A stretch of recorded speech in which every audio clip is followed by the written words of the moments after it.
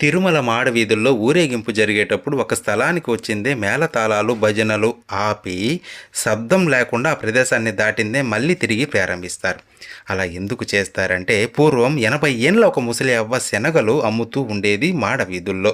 స్వామివారు ప్రతిరోజు ముసలి అర్చుకునిలా వచ్చి ఆమె దగ్గర శనగలు తీసుకునేవాడు, డబ్బిచ్చేవాడు కాదు. ప్రతిరోజు మళ్ళీ ఇస్తా అని చెప్పి తీసుకొని వెళ్ళిపోయేవాడు. ఇలా చాలా వారాలు జరిగింది.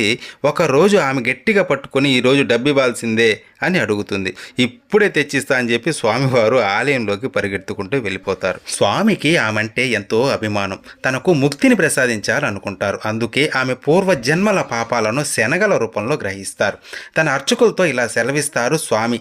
ఊరేగింపు జరిగేటప్పుడు ఆమె ఇంటి వద్దకు వచ్చింది, అందరూ నిశ్శబ్దాన్ని పాటించండి, లేకపోతే ఆమె బయటకు వచ్చి నన్ను పట్టుకుంటుంది అని చెప్పేవాళ్ళంట. కొద్ది రోజులకు ఆమె ముక్తిని పొందింది. కానీ నిశ్శబ్దం పాటించే సంప్రదాయం అప్పుడు పాటించే వాళ్ళు ఇప్పుడు పాటించడం లేదు.